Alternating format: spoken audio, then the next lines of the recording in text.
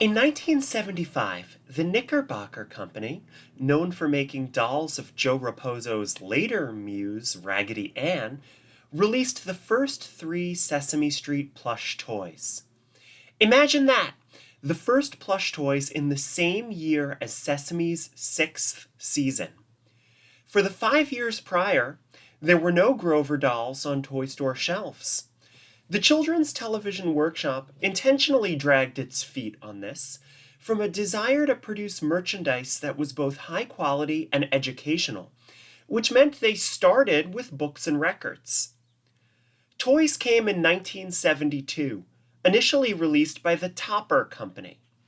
The idea of these toys was to continue the educational goals of Sesame, and you can see that from products like Sherlock Hemlock's Hidden Answer Jigsaw Puzzles and Sesame Street Walking Letters.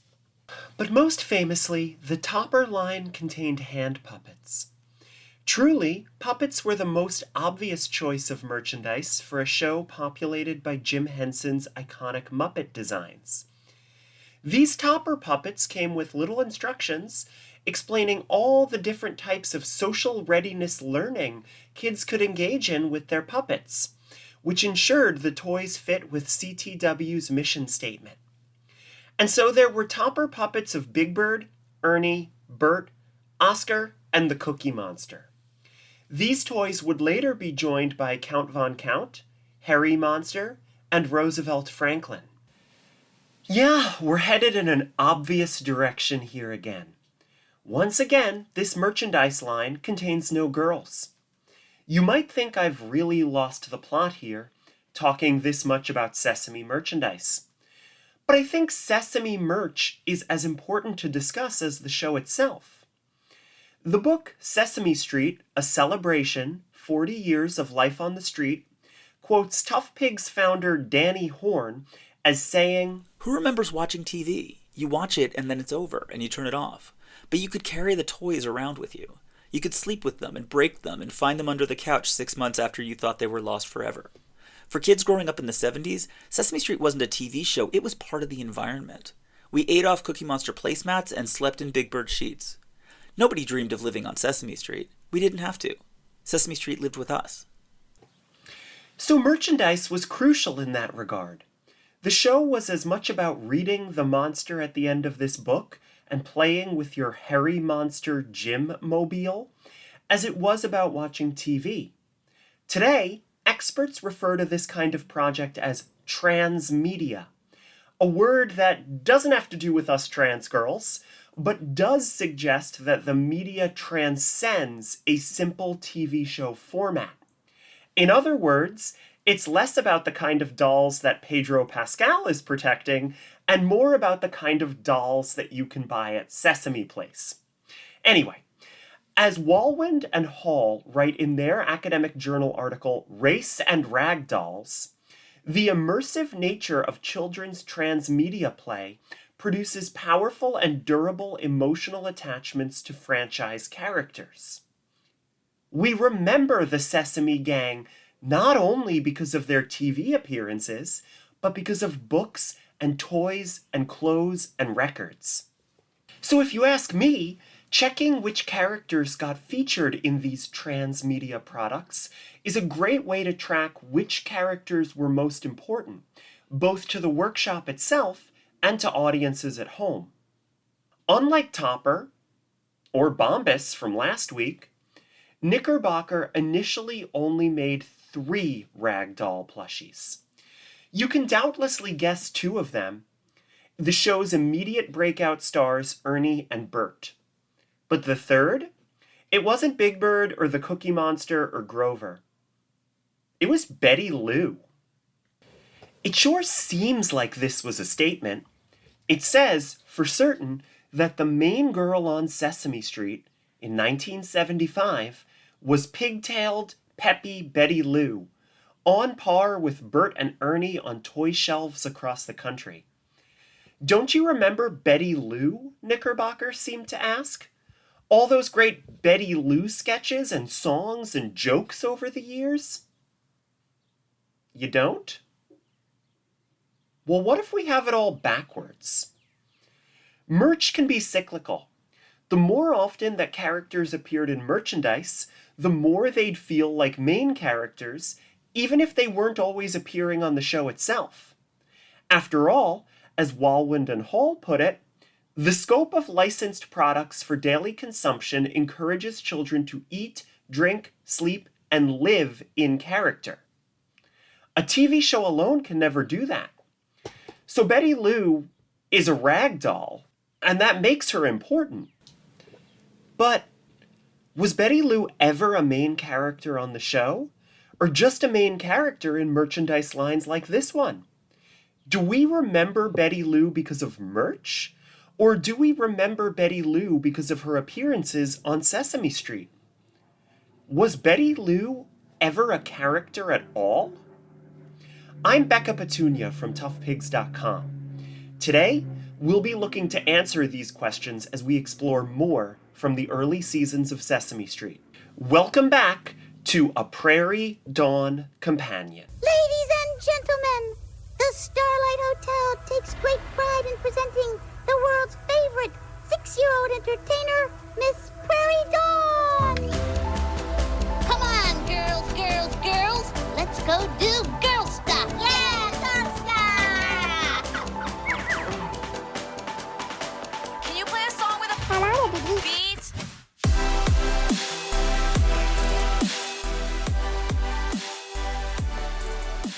Tracking Betty Lou isn't easy.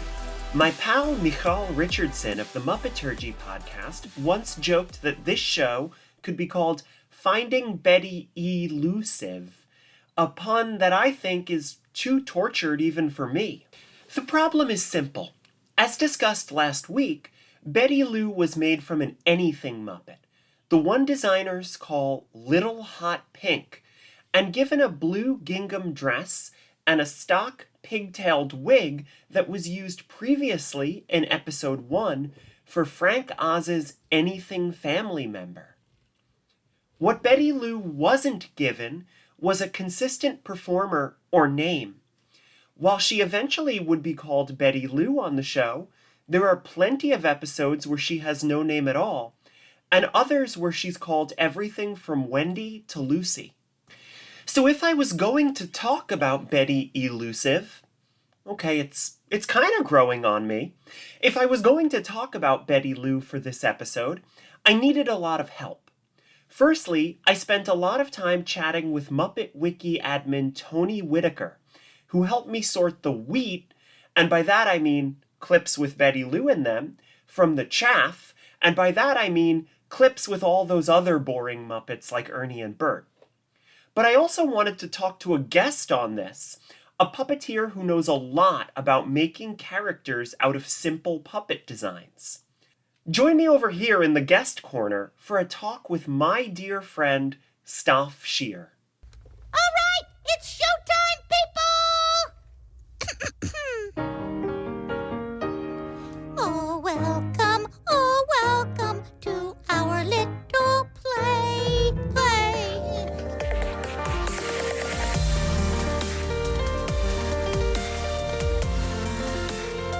I'm so pleased to introduce my guest today from the Creatures of Yes and Puppet Up. It's Stoph Scheer.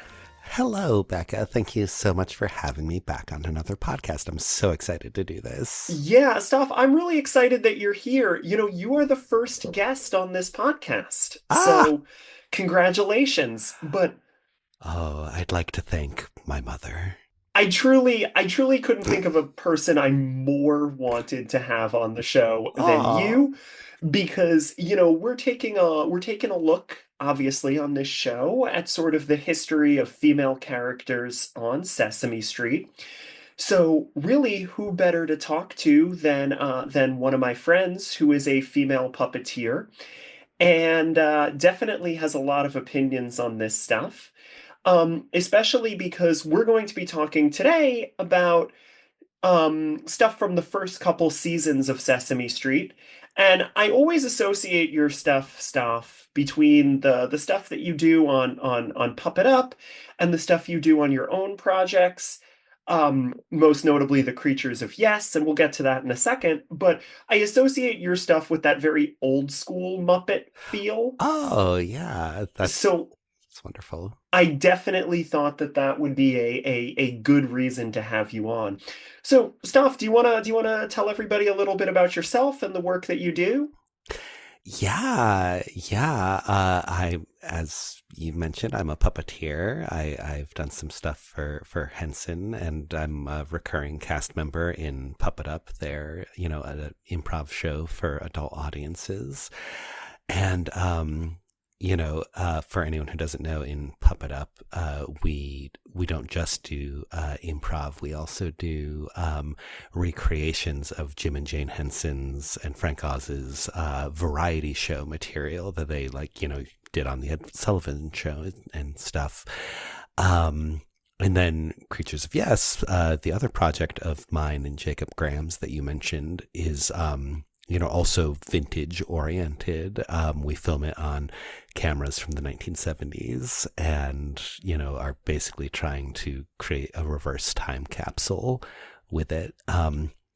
And watching these fantastic clips that you've mined from, the first season of Sesame Street, I do love this old material, and I'm glad you think of me when you see this stuff, because I see it and my heart just glows. I love how puppety the puppets are.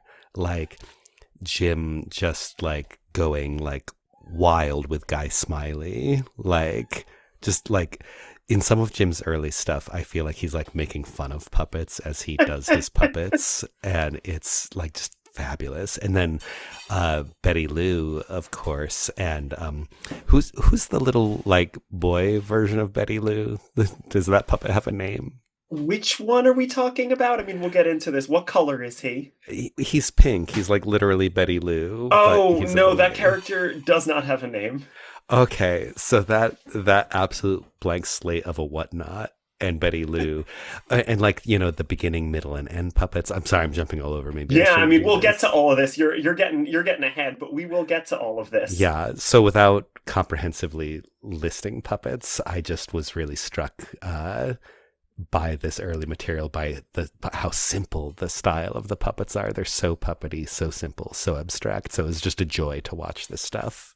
I mean, like I was saying, again, about thinking of you, I'm a big fan of The Creatures of Yes, the Oh. project you do with Jacob Graham. I was lucky enough to attend the New York premiere of the Creatures of Yes movie. Ah. Which was a wonderful experience. And that's very much the style of Creatures of Yes, are these very puppety puppets, like you said. One of the main characters that Jacob plays is a little, I guess you could describe her as a witch, although I'm not sure. Yeah. Yeah, She, sometimes she certainly practices witchery. she practices witchery. I don't know if she would approve of me calling her a witch, though. She probably has a different word for it. But Mary Broomfellow looks a lot, honestly, like Betty Lou or Prairie Dawn or this pink boy you're talking about. It's a very Yeah. similar shape to the puppet and simplicity to it. And I love how that simplicity really lets you, expand and build character and personality so nicely, which is something you guys do a wonderful job of on Creatures Oh. of Yes. And also something that you definitely see a lot of in the early days of the Muppets. Yeah. Obviously, so many of the most memorable Muppets come out of this era. Kermit and Grover and Bert and Ernie and Rolf and all of these things, and they all have such simple designs, but I guess the question, that my audience knows we're exploring today, because I mentioned it in the part before I brought you on, is Betty Lou a character that has any interesting elements at all, especially when compared to those other characters? Because the thing is, Betty Lou is basically the first female Sesame Street Muppet, basically. Yeah. And it's just so interesting to think about her sort of in comparison to that stuff. So before we dive back in, and I know, Stoph, you already planted some of the seeds, I do want to ask, Stoph, you are a big Muppet fan. Uh-huh. You grew up with the Muppets. I did. It absolutely, I know especially Dark Crystal, which, I don't know, maybe I'll get to one day in a side episode, even though my focus is Sesame. But Do it. but do you remember the character of Betty Lou from like any books you had or episodes or Mhm. clips you remember as a kid? Mm. Or do you remember, I mean, you probably remember Prairie Dawn from stuff because she showed up a little more, but you may not even remember that, and I'm real curious. Well, I do remember Prairie Dawn. As for Betty Lou, I will confess this. I feel comfortable confessing this to you since you're, who I hope becomes the next Pope, Becca. So confession time. I do not remember Betty Lou. I do not think that I was aware of Betty Lou. Now, that being said, watching these clips that you sent me to prepare for this, there's a familiarity. There's this sense of nostalgia because, there's elements that, you pointed out become things of Prairie Dawns, and, Fran Brill is performing her, and then, Fran Brill then performed Prairie Dawn, right? Mm-hmm. Yeah, and Frank Oz is doing her with like, sometimes it's just literally Miss Piggy's voice. So there's, Absolutely. It's a it's proto, years before Miss Piggy. yeah. So there's all these recognizable elements that as I'm watching it, probably for the first time, because I don't think I watched a lot of the first season growing up, but I'm watching They this. weren't on reruns. They didn't rerun these, no. Yeah, but like, yeah, there's a kind of pseudo nostalgia that hits me right away, and also the sketches are really funny. Yeah, we're gonna get to that in a second, obviously. Oh yeah. But yeah, so you were saying, one of the things is this was a character who basically did not appear on the show. What I sent you a bunch of clips from 1969 through 1975. Wow. And we ended at 1975 because in 1975, the first Sesame Street plush toys were released, Uh, and the first three Sesame Street plush toys made were Bert, Ernie, and Betty Lou. wow.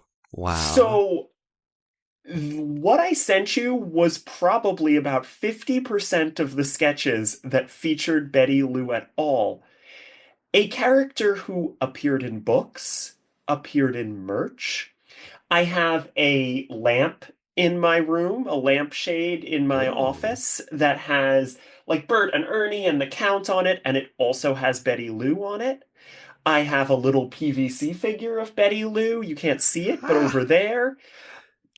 I can tell you that Betty Lou was around in books and merch, but what I sent you is basically everything Betty Lou did between 1975 or between 1969 and 1975.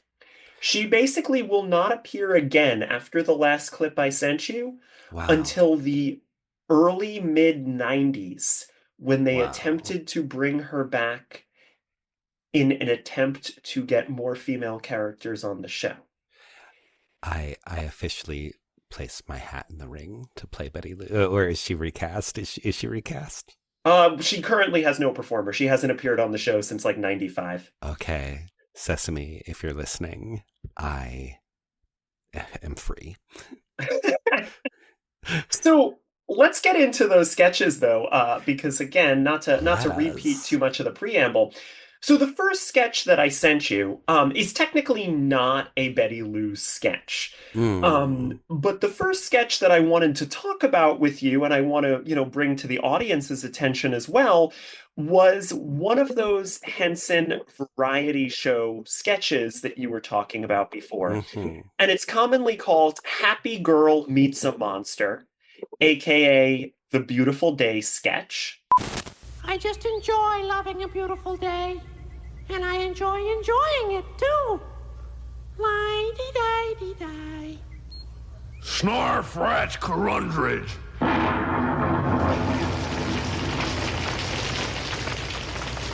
There are nice things about rainy days, too. The first version of this was from 1963, although I sent you a clip from 1969 Mm-hmm. from a performance. And in that, we have a pink little girl puppet. It is basically the same Anything Muppet that will become Betty Lou and also Prairie Dawn and also, the Bubsy twins and all of these other pink characters with yarn hair, just like Betty Lou, a similar dress, but albeit a different color. It's not Betty Lou, but it's basically the seeds. And I thought that this was really important to talk about because this represents sort of like an early era of Henson having little girl characters used in different sketches and used in different commercials. We see it in Shrinkle and Stretchel, which was an old commercial. We see it in Sam and Friends occasionally.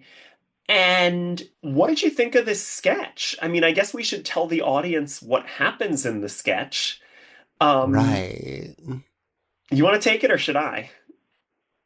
Yeah, why don't I attempt it and you can fill in the blanks? Sure. So there's a little girl, and she's a girl because she's pink, and voiced by Frank Oz, and she's just like... I think it might be... I'm going to pause. I wrote Frank Oz on the sheet I gave you. I think it's Jim Henson, though. I think oh my gosh. Both of them are Jim, and Jim's performing to a pre-recorded track. Oh, that makes sense. Yeah. But anyway, continue. That's Okay. that's on me because I sent you labeling who performed her and everything, and I think this one is Jim. Well, that's wonderful because, everyone celebrates Frank Oz for his fantastic drag performances, but I really enjoy Jim's as well. And as time went on, he didn't do them as much. No. So this little pink girl is just like blissing out, enjoying a beautiful day, and everything that she comments on, this wonderfully ugly blue monster who I've always liked that monster, but I didn't know who he was, so I looked him up, and it was cool to learn that his name is the Beautiful Day Monster from this sketch. Yeah, entirely because of this sketch. He's a character folks at home probably would recognize him. He shows up in the background of a lot of Muppet stuff and early Sesame stuff, and then even modern Muppet stuff. They rebuilt him for the 2011 movie, so he still shows up from time to time. It's such a fantastic design and such a great... He had so much like flavor and texture to every scene he's in. Yes, absolutely. So yeah, this fabulous, ugly, belligerent monster. She'll be like, "Oh, look at this nice thing or that nice thing," and whatever it is, he either kills it or destroys it, or like he's just like messing. He does take out a gun and shoot the bird. He shoots a bird. Yeah. She's like, the bird is singing so beautiful, and he shoots the bird. You're right. It's not even like a cartoon gun. Like he takes out like a metal gun. Yeah, no, he brutally murders a bird, and I read some major themes of female empowerment in this sketch. I thought it was a very auspicious beginning for the Betty Lou puppet because, right. She's staying like cool and collected while interacting with this, monster that's like, 3 to 4 times as big as she is, or it is 3 to 4 times as big as she is in the beginning, but right, as she starts talking about how wonderful he is and how beautiful he is, he starts shrinking, and it's an incredible puppetry effect because some of it is done without cuts. Right, right. Just Like backing the puppet away from the camera. there's some backing the puppet away, and it looks like there's like some like with or behind or within the fur almost. There's one point where it looks like one comes out from the fur. Oh yeah, yeah, yeah. I have to rewatch it, but there is definitely some backing away. But she shrinks him down to size and then smacks him with a fly swatter and is like, You gotta talk your troubles down to a size where you can handle them. and it's a really cute sketch. And I like what you're saying about like this idea of like female empowerment, because on the one hand it's just like, this is just, oh, she's so happy and so girly and she loves the beauty of nature, but like she's assertive and taking charge of this situation in a way that I really liked. Yeah, yeah. And it's also like, there's like, I feel like it's working on multiple levels, and some of them are heady levels. Like she recognizes this pattern that this monster is like basically the antithesis to anything that's like that she has a positive attitude towards. So she takes a positive attitude towards him, recognizing that he's ruined everything that she feels positively towards. So it will somehow ruin him when she's positive towards him. So that's like really high level, and but then it's it's like there's, because of the abstract style, there's room for this like high level cognition with while still doing like simple Punch and Judy, like swatting the cute little monster with a fly swatter after she shrinks him down. So again, I loved this, and in my mind I felt like this had to be included and had to be addressed, even though it's not on Sesame Street and also not really Betty Lou. The character is not named in this. Apparently in Jim Henson's Red Book, she's referred to as Little Girl Sue or Susie. And in a later TV special, a Muppet puppet play from 1969, this I just think is an amazing fun fact, so I have to say it, and then we'll get into the real Betty Lou stuff in a second. Harry the hipster calls her Insipidia. That is amazing. And you did have to include that. I wish we had seen more of Insipidia, and because I like this assertiveness, and again, it feels almost like we're already seeing the subversion of the like typical girly girl character. Yeah, and it's also, I feel like something I want to like, put into this conversation is like Betty Lou through a drag lens. Stop. This is why I have you around. This is why I have you around. Oh, it's good to know why I'm around. But yeah, the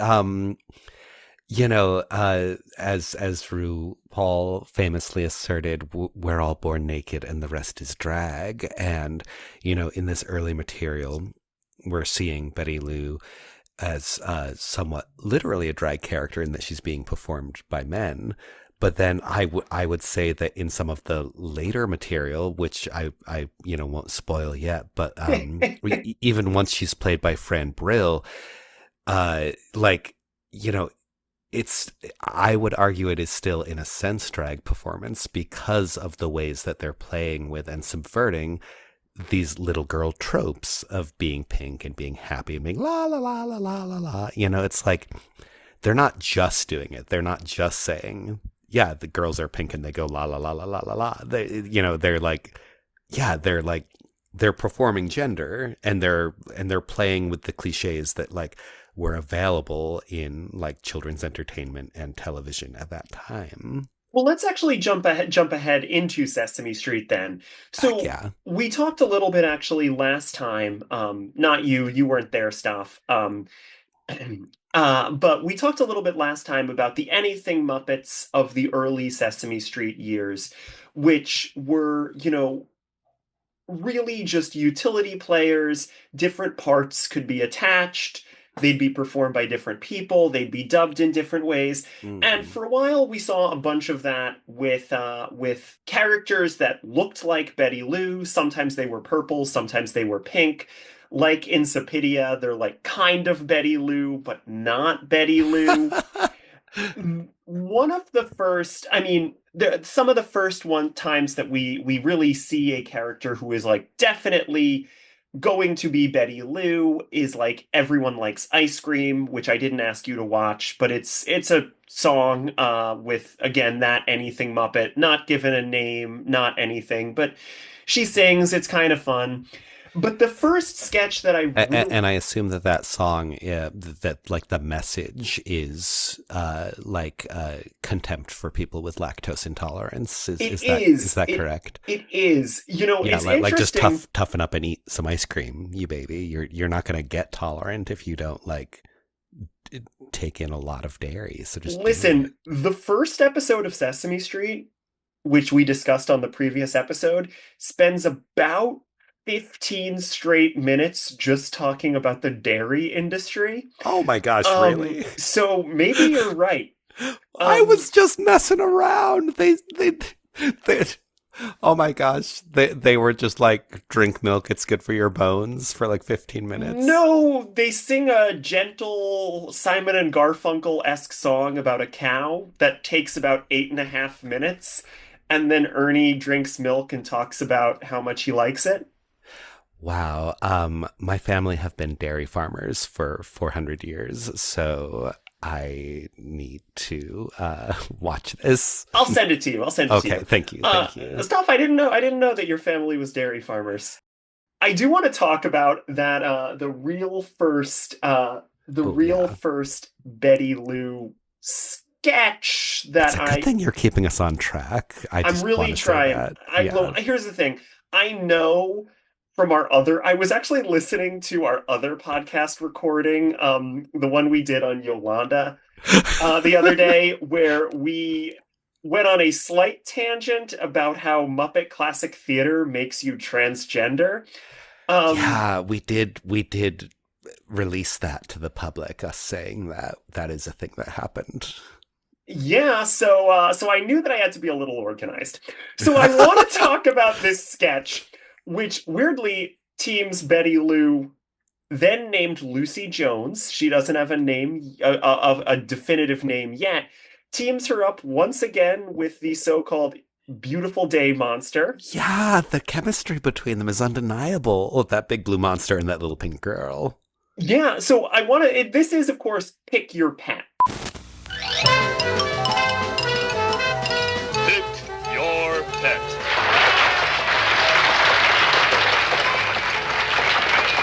In just a few moments, a lovely little girl will get to choose one of these animals for her very own pet.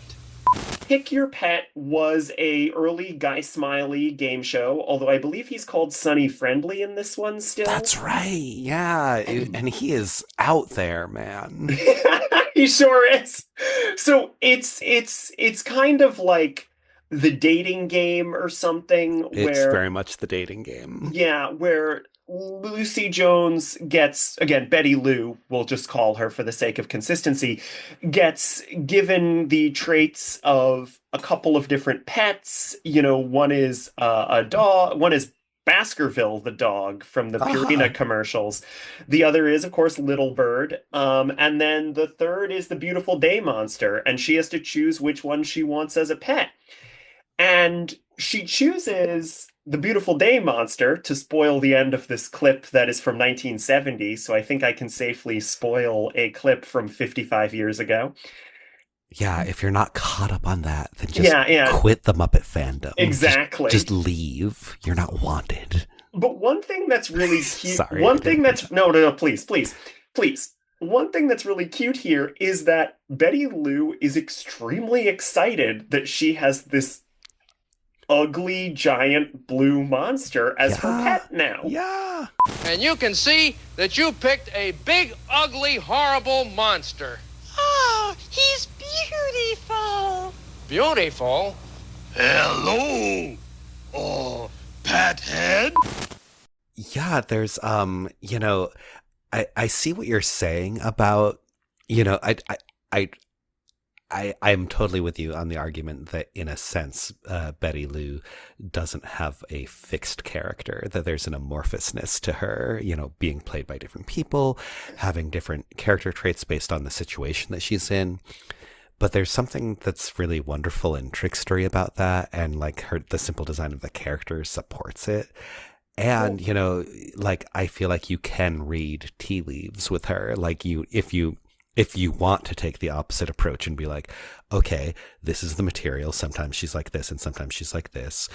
So who is she? Like if you start from the presupposition that she has a character, one of the things you would say is she seems to have some kind of affinity for monsters. This is absolutely something that I realized in going through these, is at least, especially early on in the Frank Oz stuff, and then a little bit at the end that we'll talk about when we're done, there is that sense of subversion, right? Yeah. That Betty Lou is this pink girly girl character, but she has this sort of relationship with the Beautiful Day monster, if we're taking Incipidia as like the logical first step here. And there's another sketch later that I'll jump ahead slightly. It's called Wendy Goes Shopping, and it's again Frank Oz. Oh, yeah. And I feel like that's the one where she sounds most like Miss Piggy. Yeah, totally. But in that sketch, this would have been the same year, 1970, she keeps getting distracted by how much she loves to look at worms. Yeah, yeah. Oh, look at that. It's a little worm. Hello, little worm. Hello there. Oh, how cute the little worm is.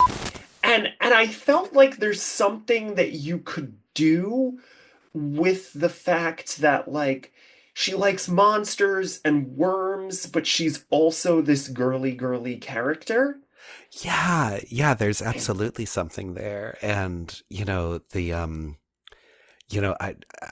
don't have to jump here, but I see a connective through line all the way to that song later on about how women can be anything, Yeah, I do want to save those for last. Okay. So we'll hold on that. We'll put a pin in that. But there's a through line to a lot of stuff from the 1975, the 1975 clips. I feel like there's a through line to all three of them, or at least two of them here. But that'll be a good teaser so people keep listening. But oh yeah. Oh well, the monster thing is definitely the through line. Yeah, that's the other one. Yeah. But other than that, were there any of these other like Frank Oz era clips that you wanted to discuss, that you thought there was anything interesting in? Otherwise, we'll start getting into when Fran Brill took over, which was pretty much in the second season of Sesame Street. Yeah, well, I guess the only thing else. There's all these Frank Oz ones. Okay, just because we didn't mention it, the Mr. and Mrs. game. Oh, which, yes. As you pointed out, like it's not about her. She's just kind of a playing the lovely assistant role to Guy Smiley on this game show about a couple, and it's a couple of monsters. Now, oh my gosh, there's so much drag here because Frank Oz is doing like this female Grover prototype. Yup. As like the wife of this monster couple, and it's the Beautiful Day monster. It's the Beautiful Day monster again. Yeah. Yeah, and like these monsters are like really like wild and like doing like alarming, somewhat threatening stuff, and Betty Lou has to like because she like is moving the monsters around the set, she's like dealing with them very fearlessly. So even though it's not about her, you still see this juxtaposition of the delicate little girl who's just like, yeah, whatever, I'm leading this giant blue monster that could eat me into this booth. That's fine. and that sketch, the Mr. and Mrs. game, which again is clearly like a riff on like the Newlyweds Game or something like that, um, was the first time she's called Betty Lou. Um, Guy Smiley says her name once. She has no lines in the sketch. That sketch is also really interesting because even though it's the Beautiful Day Monster who says it, that sketch is cited by some of the Sesame Street team. It's mentioned in the book Street Gang. That sketch is actually the origin of Cookie Monster's personality. Yeah, that's right. That Frank Oz is playing the Beautiful Day Monster in that, and Guy Smiley tells the Beautiful Day Monster that he could win, like a fabulous all-expense-paid vacation or a cookie. And the Beautiful Day Monster just gets so excited that he can win a cookie that nothing else matters. What do you think, dear? Oh, it's up to you, Ralph! Oh, you want a Hawaiian vacation? And new car? And new house? And new money? Yeah, I do, but, well, you decide, dear. You know how you love cookies! Cookie! Yeah. And that was apparently the moment when the Sesame writers were like, we need to make a whole character that just acts like that all the time. Yeah. Oh my gosh. I had read about this sketch, but I'd never seen it until you sent it to me. And it's so good. Obviously anyone who wants to see the origin of Cookie Monster should watch it. But also like the way that Jim Henson and Frank Oz take it so seriously. It's so stupid, and they're taking it so seriously. Guy Smiley isn't like, what are you doing? Like, you should take the prize that's like new money and a new house and new car. Like, clearly, like, he's like, everyone's giving space for Beautiful Day Monster to make this really important and difficult decision about whether to like become upper middle class or to have a cookie. It needs to be clear, it is a cookie. It's not even like Guy Smiley offers him a lifetime supply of cookies. Yeah. It is one cookie. And this whole drawn out, let's do another episode about that female proto Grover, because if there's more of her, she's unfortunately amazing. No. Alas. But wait, let's give her a shout out. I love how she's so supportive of her bizarre husband. Because folks, if you haven't seen this clip, none of this is going to make any sense to you. We're not doing a great job of describing it, I guess, or maybe we're doing too good of a job. Hopefully we're making it sound intriguing at the least. There is a moment where when Beautiful Day Monster is trying to decide, she's like, well, dear, I know how much you love cookies. Yeah. And he's like, and he leaves space. He's like, well, you would like a new car, right? She's like, and you would like a whole bunch of money, right? And a new house. Well, and that's when she's like, oh, but I do know that you love cookies, so I really want you to make this decision. And I really appreciate that they're there for each other. That's a really healthy couple. Yeah. I mean, listen, he objectively made the wrong choice. Like, I also have a really complex, mostly, almost entirely negative feeling about late-stage capitalism. But I do understand that I live in a society where I need that money to be able to access goods and services. I suppose that with the resources made available to him with an unspecified fortune, he would be able to procure more than one cookie. So correct. I guess you're right that it was not a self-optimizing choice for correct. Sure. Yeah, I mean, again, and I do appreciate his looking past material, I guess a cookie is also a material good. Yeah. Gosh, now I want to see like the like backstage documentary where you get to see Betty Lou be like, I can't believe he chose the cookie. Is no one gonna say anything about it? Because I think Betty Lou knows, she knows this is silly. Well, and that's an interesting thing too, because I feel like and this takes us into the Fran Brill era in season 2.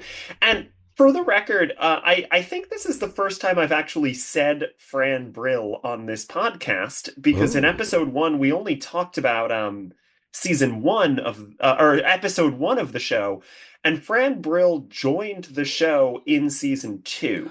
She was hired by Jim Henson. She was the first female puppeteer hired by Jim Henson, or the first female Muppet puppeteer. I mean, obviously there were female puppeteers long before. Right, and that's because his partnership with Jane. Yeah, well, and I was about to say Jane was never hired per se. So Right. usually they say Fran was the first one who he hired versus Jane. Obviously, and we talked about Jane in the first episode too, Jane obviously was such an important collaborator and contributor and all of these things, but it's a different relationship is what I'm trying to say here. Yeah. So Fran Brill takes over in season 2 Betty Lou. She takes over Betty Lou from Frank Oz. She also takes over Little Bird, who didn't really have a super consistent performer, and does a few other roles. She introduces Prairie Dawn, and we're going to be talking about Prairie Dawn soon on this show, but not in this episode. You gotta make the people wait. Yeah, you can't just lead with Prairie Dawn bursting out of the gate. Exactly. No, then no one would listen. But no one would listen to future episodes, I mean. But part of the thing is after season 2, Fran Brill did not work full-time on Sesame Street for years. Oh. She would often do books and records, or come in or books on tape or records, occasionally would do sketches, but she was not around that much after this season, which is why you start to see Betty Lou start to be performed by other people again after season 2. Wow. It's a little unusual, but we're going to get into a little bit more of this in the future, because I need to do a little bit more research into why this was exactly. Yeah. She did some other acting and other voiceover roles in this time. We'll take a deeper look. But right now, I did want to address, so Fran Brill is here, and Fran Brill, I think, has a pretty different take on Betty Lou a lot of the time. Mm-hmm. The first sketch with Fran Brill as Betty Lou to air is the beginning, middle, and end sketch that you talked about earlier. Oh, yeah. All stories have a beginning and an end. And here to demonstrate this to you are my friends, Beginning and End. Hi there. Hello. How are you? Hi. Now, which one of you guys is beginning and which is end? Oh, well, let's see. I'm beginning. Yes, and I'm end. Oh, I see. Okay, fellas. Let's hear your story. And it's so funny to me, and I wrote this in my notes, and I shared my notes with you. This sketch feels to me a lot like the kind of thing that we would later associate with Fran Brill's signature character, Prairie Dawn. Yeah. Where she's kind of the host and kind of doesn't have the patience for what's going on, we see by the end, which very much to me is what I associate with Prairie Dawn and her pageants that she would always do, and her kind of letter of the day stuff with Cookie Monster. We'll get into that, obviously. Not now. This is about Betty Lou. But in this, Betty Lou tries to explain beginning, middle, and end with the help of 3 characters who are, I guess, the personification of beginning, middle, and end. Yeah. Magical realism. Things don't go ideally because beginning and end can't get their acts in order, and middle can't shut up. The fearsome dragon was standing guard at the tower where the witch had imprisoned the 3 knights who had eaten the magic radish at the banquet to celebrate the success of the enchanted fairy who had dispelled the curse of the dismal druid, which the witch of the western wood wove the incredible invisible cloak, which had... And they lived happily ever after. This is true. Yeah, and it's I mean, it's kind of. Oh, I was gonna say it's like the first time we're seeing Betty Lou as a straight man in the vaudevillian sense, which is the only sense I talk about straightness in. Same. Yeah, but I guess she's a bit of a straight man all the way back as Insipidia, as in, like she Technically a different character. Technically a different technically, character. but yeah, but yes, little pink puppet being like representing the forces of order rather than the forces of chaos. Which again, I feel like becomes so much of like Prairie Dawn's whole thing later on, and the duos of Prairie Dawn and Grover and Prairie Dawn and Cookie Monster that we'll start to see, in the 80s and 90s up through today. But that idea of like this little pink character as the straight man, Yeah. which there's something there. And I feel like if we really wanted to get gendery on this, and I know you and you know me, so we're going to, there's something to be said about how like women are not the fun ones, women are the sensible ones, is like something that I feel like that's like the negative read you could have on this, right? And I'm clearly not saying that I believe that, but like there is that kind of stereotype of like the nagging wife or like the babysitter or the teacher or any of those kind of like sensible roles that are always foils to a character who just wants to have fun. Yeah, totally. And that's this speaks very much to why I don't feel, regarding your observation that she doesn't have a fixed character, I agree, and I don't see that as a criticism. I see that as a strength, because in a sketch like this where, if you're trying to like ask about implicit cultural messages in it, you would walk away saying, oh, they're saying that girls can't be funny. But at least she is pretty funny too. Well, for what it's worth, the straight man role is funny because the Muppets have always been very good at making sure that the straight man was still funny. Oh yeah, well, and they're literally better than humans at doing deadpan when they look at the camera. Mm-hmm.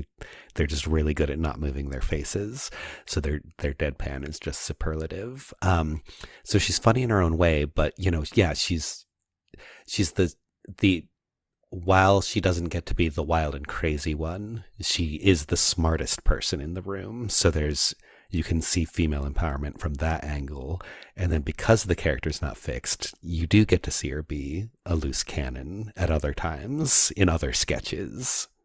I like that. God, you're warming me up. You're warming me to Betty Lou. You're warming me to Betty Lou. Yeah. The amorphousness is a strength. She's like a generic female Loki. Well, I don't know if maybe we're getting too far there, but not far enough. And that's why I invite you on to things, stuff. But one of the most interesting things is that in this era, Betty Lou starts appearing on what we call the street scenes of Sesame Street.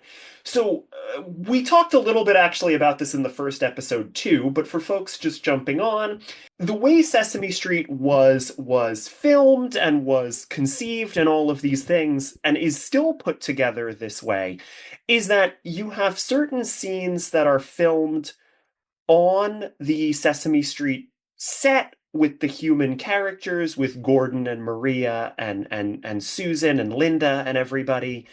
And then you have other things that are filmed as interstitial segments that are sort of mixed throughout the episode, right? The street scenes, the so-called street scenes, were different in every episode. Every episode has different street scenes, has unique street scenes. Whereas the sketches could kind of be shuffled up and dealt throughout the episodes. They'd appear multiple times in a season. Some of them would continue to run for decades as sketches that you would see. And So what that means is that in season 2, we see Betty Lou get involved in the so-called plot of Sesame Street a little bit more. And in particular, there's one scene that I sent you where she has to count how many nails are in a board that I thought was incredibly boring. Betty Lou? Yeah. Betty Lou? Yes, sir. You see what we have here? A board? A board. Yeah. And in the board are what? Those sharp things? Those are nails. Those sharp things are nails, that's right. But why? But why? But why? Why do you have the nails in the board? Well, because they're in different arrangements. You see, we're nailing them in, and they all wound up in different shapes. Oh, I see. Yeah, counting the nails, yeah, not the most exciting scene. I mean, I love again that they're taking something very simple and stupid so seriously. Like, there's a certain comedy in that. But not, I don't know. I feel like calling it comedic is maybe a little generous. And it feels like in a lot of these street scenes, and I think I only sent you 3 of those street scenes. There's more that I didn't send you because so many of these are just like completely nothing. Like, Betty Lou is here because we need someone to count the number of nails and be polite and say, yes, I can count the number of nails, and then count the number of nails. Or Betty Lou wants to sort blocks into 2 piles of blocks. I didn't send you that one, but that was another one of the clips that I found. It sounds like it just sums up the modern woman's whole situation. You know, who among us doesn't want to count a lot of blocks? See, I thought you were going to say that it kind of sums up the modern woman's situation because Betty Lou just has to be nice and polite and just, yes and, but yes and not in a comedic way. Just be like, yes, I would love to count blocks. That would be a more apt observation. Yeah, she is long suffering. And it is really funny. Gordon absolutely does not remember Betty Lou's name or anything. The scene opens and he goes, Watch your head, Mary, Betty Lou. Betty Lou. Watch your head. Okay. Which is, they just had to keep that in because they filmed like over 100 episodes a season. So they just had to keep going and not cut. Yeah, wow. Maybe she did grow up to become Mary Broomfellow. Well, I'll have to have Jacob on and ask him at one point. Yeah. But this ends with this kind of era basically ends. There's 2 other Fran Brill clips that I sent you, but it basically ends with building a box, which is from episode 159 from season 2. Would you believe this is the only episode from now until the early 90s in 1970? Episode 159, Building a Box, is the only episode where Betty Lou appears in more than one scene, more than one street scene. Wow. Is this one. I'm with her. If we all just voted for Betty Lou, none of this would have happened, Stoph. Absolutely. And, well, Wait, Stoph, you don't know this, but there is a book called I Want to Be President from the 90s, maybe the 80s. I could look it up right now. That stars Betty Lou. Oh my gosh. Well, I mean, perfect. Yes. I mean, we'll talk about that when we get to the 90s. So let's you won't talk about it. Well, unless I have you back on for every Betty Lou episode. Yeah, maybe you should. But regardless, I look forward to that conversation. I mean, this building a box sketch, if you wanted to be critical, you could be like, oh, she's very upset and she needs comfort from all these other characters. So it's just female stereotypes. But what I love about the sketch is that all of these human actors and bigger puppets are attending seriously to the needs of this sweet, soft, vulnerable girl who's like not apologizing for being sad that she can't take her cat on the train. She's like, you know, present with her feelings, and grown men and older characters are like, okay, don't worry, we're gonna fix this, we can help you, and they're taking her very seriously and making space for her softness and vulnerability. And I do want that in a president. Well, so just you got a little ahead of yourself again. But in this clip, in this episode, Betty Lou wants to take her cat, who we later learn is named Samantha, on a train to visit her grandma. And cat's bigger than her. The cat is absolutely bigger than her, which I kind of think is adorable. Yeah. I wish my cat was bigger than me. I'm gonna be honest. You wouldn't survive a day. They're ruthless, heartless No, killers. but that's okay. Yeah. She died as she lived. Loving cats. Mm-hmm. But Betty Lou wants to take Samantha on the train. She can't unless Samantha has a box. She's crying because Samantha doesn't have a box. And so Gordon brings in a construction worker or a carpenter friend of his to help her build a box. Now, Stoph, I didn't send you the entire episode. You only saw about a third of Betty Lou watching in awe as carpenters build a box. I thought you maybe got the point after the amount that I sent you. And I did.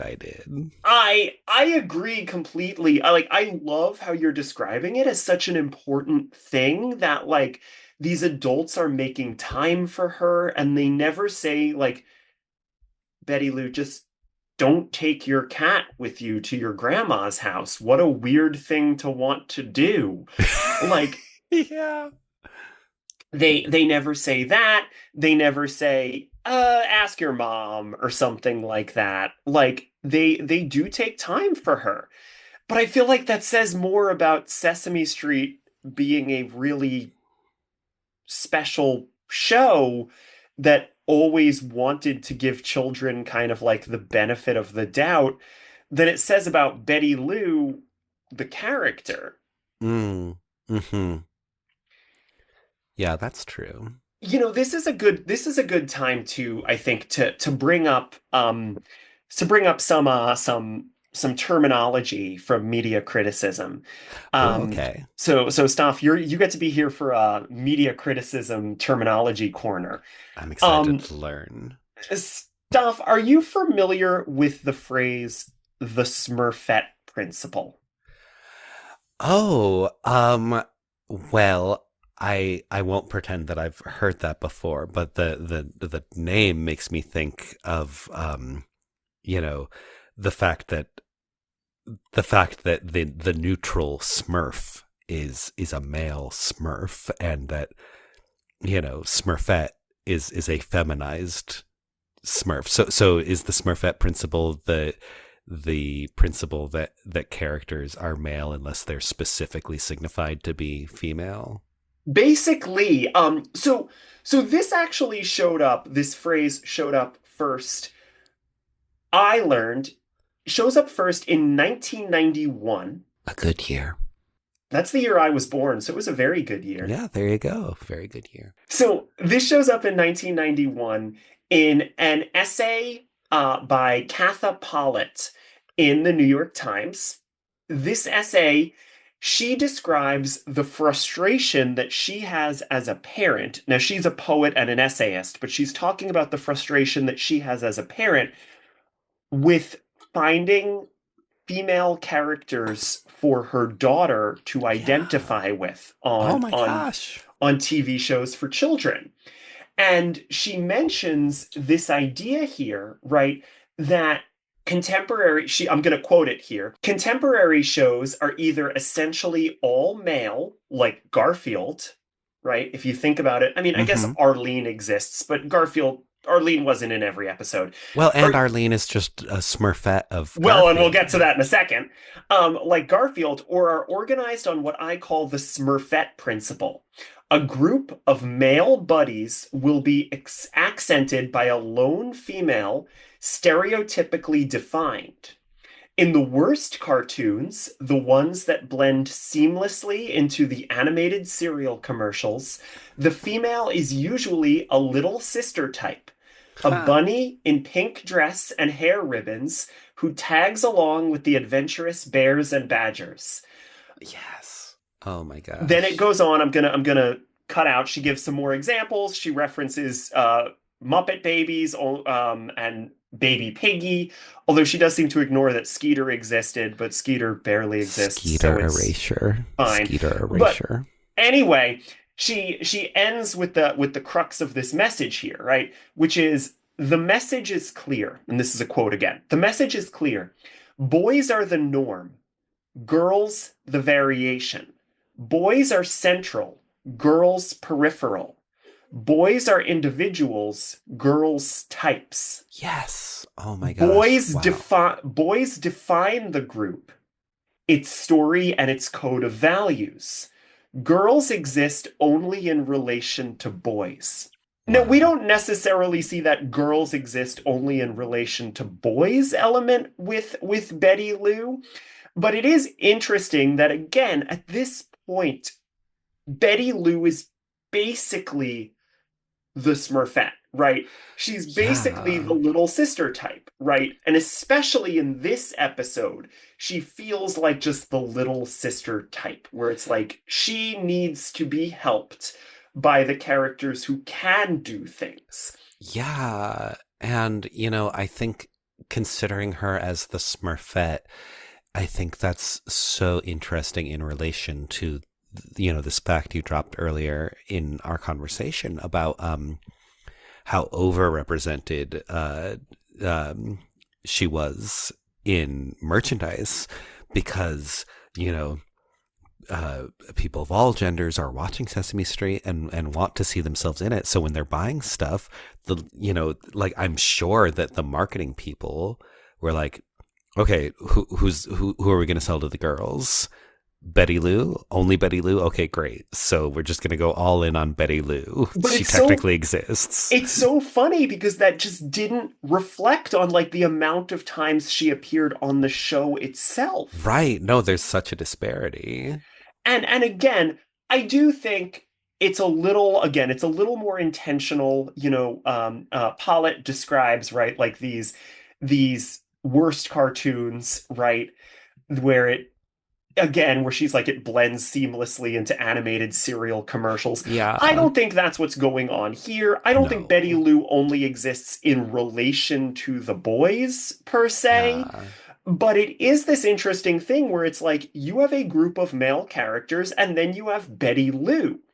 And what's interesting to me, going back to what you were saying, Stoph, about how Betty Lou can be so many different things.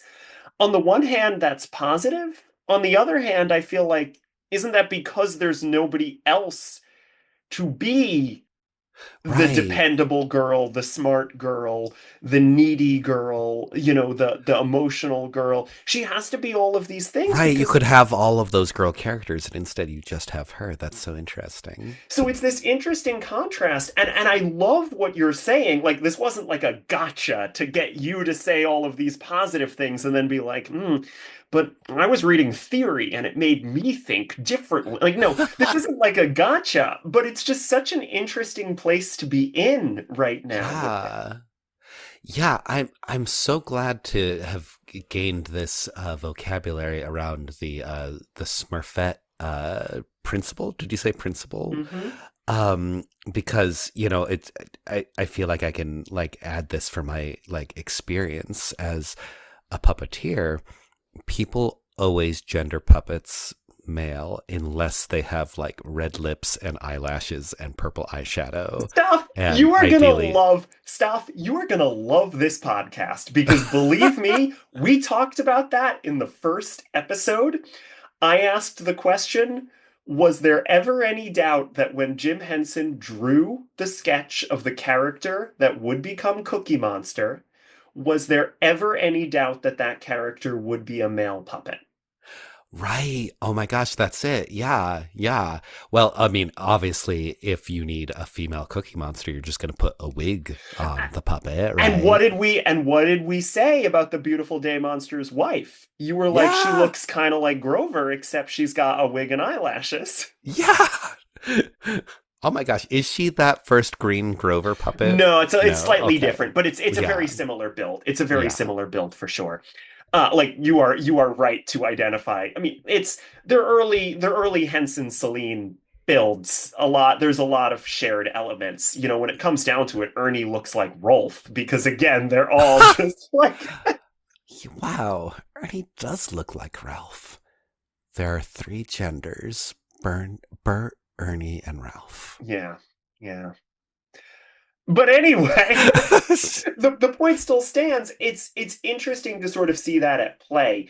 And the word that we used, God, I have to get my notes. I'm going to cut this, or maybe I won't cut this. Folks, I don't memorize everything. That's why I have a notes app here. The word that we use to describe what Stoph is talking about gendering puppets is called androcentrism. Oh. And we talked about androcentrism on the first episode. It's the idea that by default, a character is male unless you explicitly say that character is female. Wow. Which is a literal opposite of the like biological truth that we're all female embryos until some get, an extra dosage of testosterone that makes them develop along male lines instead. But it's part of this sort of, patriarchal, male-centered society that we all live in. Yes. Wow. Oh my gosh. Well, you're going to love my Sesame Street podcast. Clearly I am. Yes. So let's start taking this Betty Lou story in for a bit of a landing, because Betty Lou, after Fran Brill temporarily stops appearing as regularly, Betty Lou also stops appearing as regularly. Occasionally shows up, performed by Frank Oz. Jerry Nelson performs her like once. I sent you a sketch called I Love You, where surreal. A boy thinks Betty Lou has a crush on him. And that felt very weird to me because, again, that definitely felt like women are here because we can have crushes on them. Yeah, totally. And obviously that is why we're here, but we're here for other things too. Well, listen, I know that everybody has a crush on me. I just want them to also appreciate me for other reasons. Right, like your love of ice cream and your dislike of people with lactose intolerance. Yeah, exactly. Yeah. But then you can also have a crush on me. It's fine. Right. You contain multitudes. But then she doesn't show up a ton. And then in 1975, and I wish I knew if this was before or after the release of the Betty Lou rag doll. Unfortunately, I just know this was all in 1975. It's harder to track the exact month and day that a toy is released than an episode of TV. Betty Lou shows up in 3 songs in that season 6. Mm-hmm. 3 songs performed by Marilyn Sokol, or at least the vocals are performed by Marilyn Sokol. We know that Marilyn Sokol briefly did some puppeteering work, but she did not like it as much. But Stoph, do you know where else you probably know Marilyn Sokol from? What was her big Henson role was while Frank Oz does the puppetry of Ma Otter in Emmett Otter's Jug Band Christmas, she is the voice of Ma Otter. She dubbed over Ma Otter. And of fantastic. Course, Emmett Otter's Jug Band Christmas is released 2 years after these clips. Oh wow! Okay, so was she doing Betty Lou's voice before she did Ma Otter? Yes. Okay. Wow. Yes, Cool. because these 3 songs we're going to talk about just to kind of wrap this up. Wrap our sort of early years of Betty Lou talk up. We're all from 1975. Emmett Otter premieres in 1977. Wow. Okay. So the first of these songs, chronologically speaking, is "The Subway." It's one of my all-time favorite Sesame Street songs. It's so good. It slaps. On the subway. It will go right by your local address. Swaying to and fro, it's the only way to go on the subway. Subway! And Marilyn Sokol has a couple verses as Betty Lou. I don't think there's really anything to say about Betty Lou in this clip. I have one thing to say. Yes. She has one of her lines in the song is, "Your thumb is in my eye." Because it's a crowded subway, and there's been so much discourse in more recent years about manspreading on public transportation, and we've talked about this through line of Betty Lou as like amorphous / universal girl character, that one of her traits is that she's long suffering, and she's not mad, she's not like, "What's wrong with you? Get your thumb out of my eye." She's just like, it's relatively polite for someone who has a thumb in their eye. It's true. It is also, it's a weird assortment of characters. I don't think the placement of Betty Lou says or means anything. Like, Kermit and Bert are basically the only main characters there, right? Like, yeah, it's trippy. Which is a weird duo, but it's a fun song. It's worth. I wanted to mention it because, again, it does seem to be the first time Marilyn Sokol performs the vocals. Sokol vocals. And then the second clip I included felt really important for us to discuss here because it's the song "Women Can Be." Pilots and poets, police women too. Look at the things that we women can do. We can be clowns. We can be cooks. We can be bus drivers. We can write books. Just look around you, it's easy to see. There's nothing we women can't be. Yes. And this is a super interesting song. It's a bunch of just female anything Muppet puppets, including Betty Lou, performed by a bunch of people, including Jane Henson in a rare Sesame Street vocal appearance, a rare vocal appearance period from Jane Henson. Oh my gosh. She barely performed vocals on Sam and Friends. We do know she did occasionally, but we don't have any of those clips. Yeah.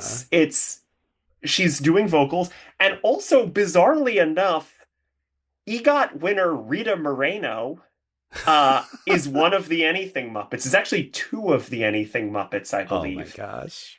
And it's just a bunch of female Muppets talking about all the different things women can be. Yeah, and yeah, it's exhaustive. They're covering every career path. It's really like just a song about that it's got a very clear central message of women can do any job that you can think of. I felt like this was like proto-glop, Glorious Ladies of Puppetry. Yes. I was like, oh, this is like the spiritual ancestor of Glorious Ladies of Puppetry. Y'all and Glop should perform this song. Oh my gosh, yes, I need to send this clip to Donna and Colleen and Alice. Make sure they're aware of it. I'm sure they are. Probably, but who knows? Just in case they aren't.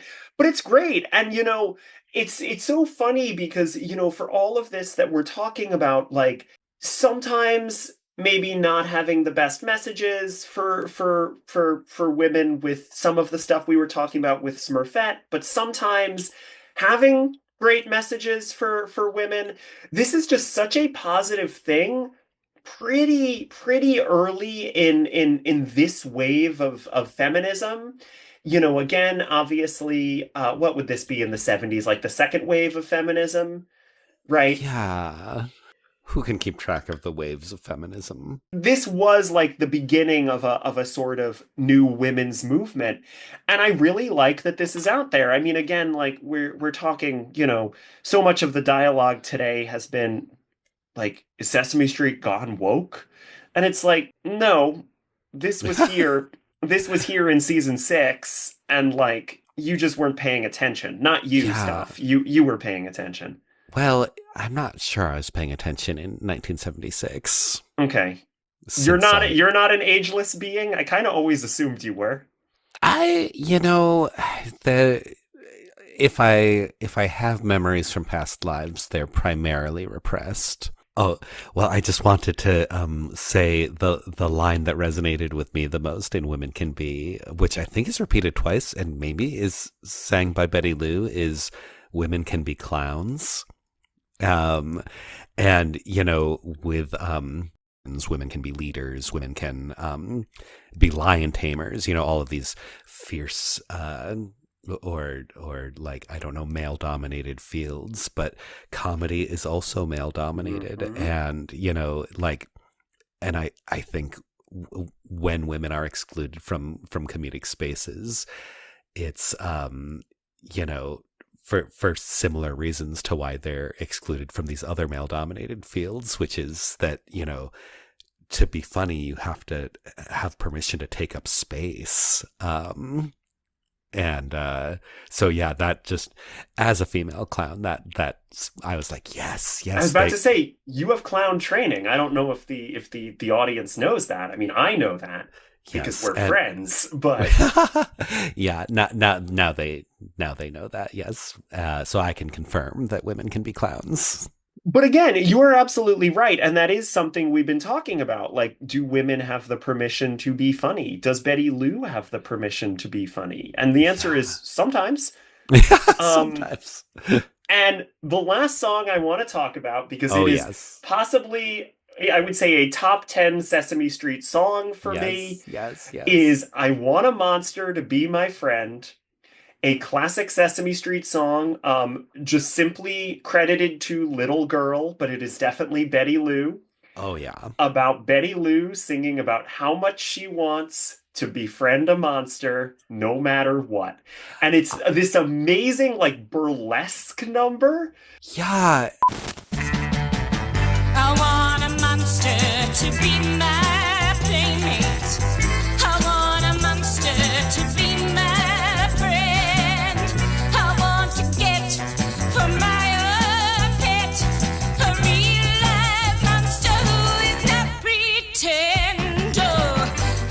God, I'd love to perform this as a burlesque number. Can I just say that? Can I just somehow commit you to that? Can I just paint you into a corner where you have to do that? Stoph, do you know any burlesque shows looking for performers? I haven't really stayed up to date with that scene. I used to be moving in the Venn diagram between underground clown and burlesque in Brooklyn, but I could poke some of those contacts and I could hook you up. I mean, I think the world needs this performance of yours of this as a burlesque number. But it's fun, and it takes us all the way back to, I mean, technically all the way back to Incipidia if we're counting her, but if we're not, it takes us all the way back to Pick Your Pet, right? Where it's like, Betty Lou's thing is that she likes monsters. But, and this is, there, as with all the best comedy, there's truth here. This love of monsters, like growing up, I understood my own transness as a monstrous trait. It was explained to me that trans women were monsters. And so I was like, oh, I'm a monster. I need to keep this part of myself secret. So yeah, this little girl being like, I love monsters. I don't know, going back to the drag lens, like seeing this through the lens of drag, having this, kind of universal stand-in for any girl this representative of femininity saying, I love monsters. I'm like, oh, good. I'm a monster. I belong here too. It's an interesting end. And pretty much from then until the 90s, we will not really see Betty Lou on the TV show Sesame Street. Wow. Bring her back. Bring her back. Well, we'll talk about what she was doing in the 90s when we get there, but I'll wait until we get there. I feel like we kind of addressed a lot of the other questions I was going to ask because we said so much here, right? But what do you think works about Betty Lou, and what I guess we already talked about what you think works. That universality is really her greatest strength and her greatest weakness in a lot of ways, you know? Yeah, and there's if you take a character like Bert, for instance, he's always the straight man, just the way that Zoe's always a little child. And that's a strong thing about their characters. But yeah, this amorphousness, this ability to be the straight man or the loose cannon, and to be specifically a child, or to just be a broader, this is what's required for this scene, and I'm bringing this female presence here. That's similar to Kermit, who can be the red-nosed clown or the straight man, and can put on a wig and be Kermina, or can be Kermit. So there's she's tapping into that early abstract Sam and Friends quality where, that level of abstraction and universality in the Sam and Friends era, that was a core part of the Muppet aesthetic, was that none of them were allowed to be recognizable as human or animal or as a specific species. They all had to be abstract, and she's definitely coming directly out of that lineage. Absolutely. And again, that's why I felt like it was important to start with the Incipidia clip. Yeah. I keep saying that Betty Lou is going to come back in the 90s, and we'll get to that later on this podcast, not this episode. We're gonna start wrapping up. I've kept Stoph long enough. But here's what's really interesting. Remember I mentioned the article about the Smurfette principle from 1991? Yeah. And we talked about some of the shows that they referenced, like Garfield. Here's how the article ends. Or I guess the middle of the article, then the end. Pollitt goes on to try the same test on public television. Oh. And talks about how Sesame Street, she says it's amazing how well they divide the humans based on race and gender.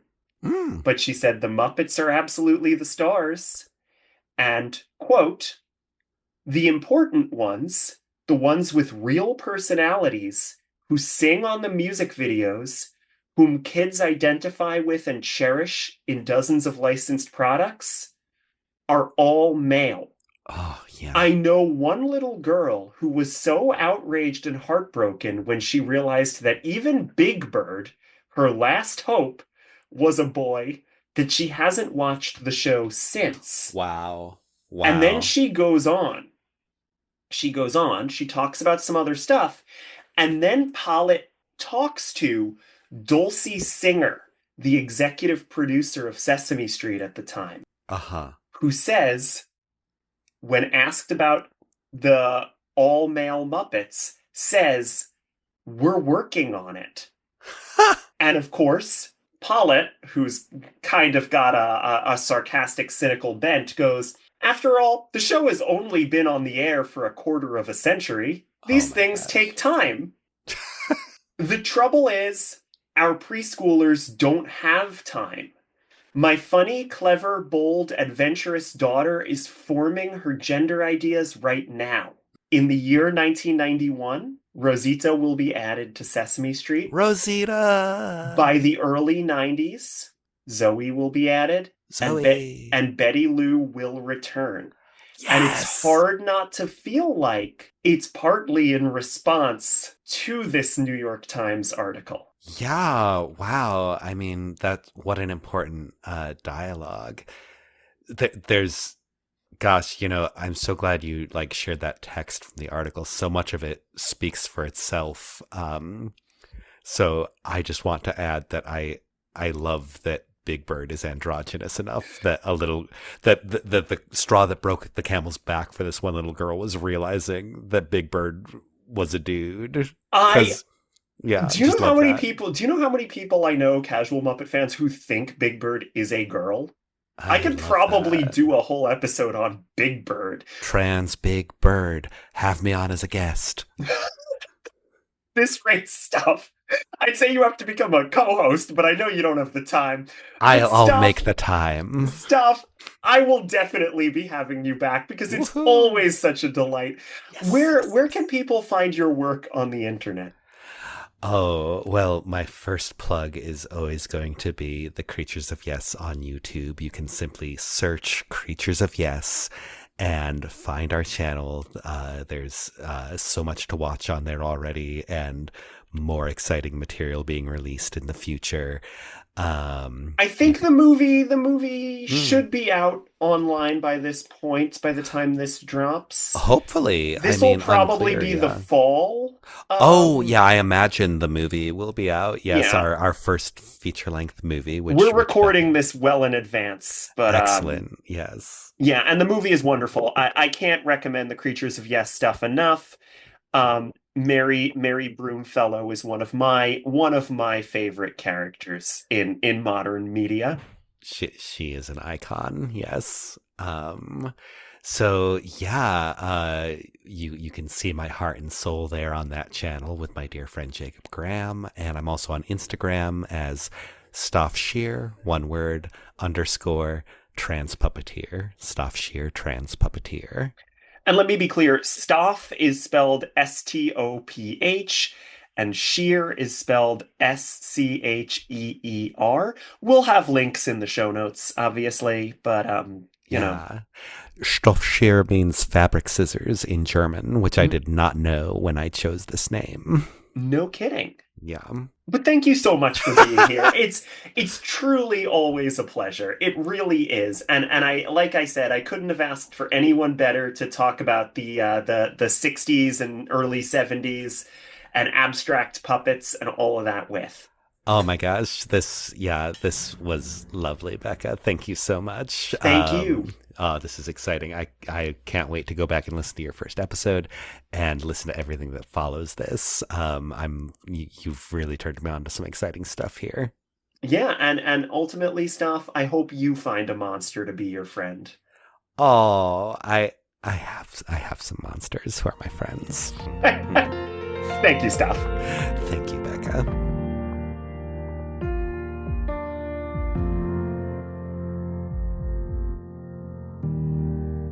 So that's Betty Lou in the 1960s and 1970s.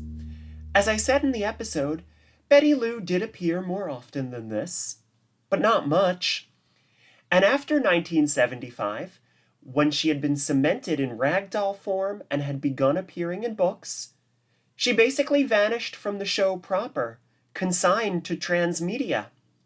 There are a few future Betty Lou clips and a lot of book appearances that we'll discuss later. Or maybe we won't. There's not much else to say besides what has already been said. Betty Lou remains a cipher until 1993, when she returns to the show 2 years after Dulcie Singer said, "We're working on it." But for now, it's good that we have our first major recurring female character. That's a step. And as mentioned, in 1970, Jim Henson hired a female puppeteer named Fran Brill, who would not only play Betty Lou in some of those sketches we discussed, but also bring to life new characters like Prairie Dawn, and one day, one of the most important female Muppets, Elmo's best friend Zoe. Next week, folks, get this. Next week, I sit down with Fran Brill, to talk about the early days of her career and what she thinks of Sesame's work representing girls on screen. Fran Brill. You guys, Fran Brill. It's happening. Oh my God, I can't wait. I'll see you then. I really am quite remarkable.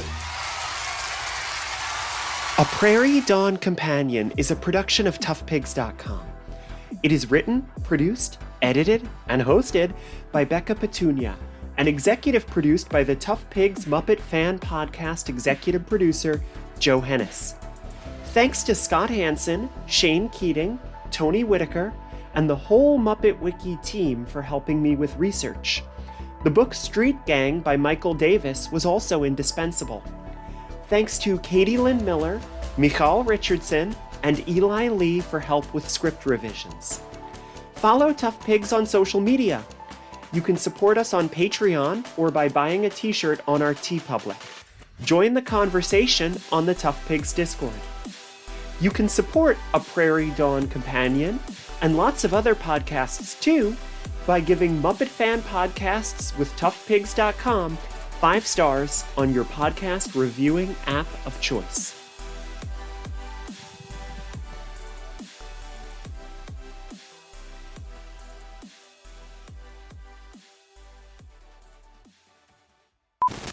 Oh, you beautiful you.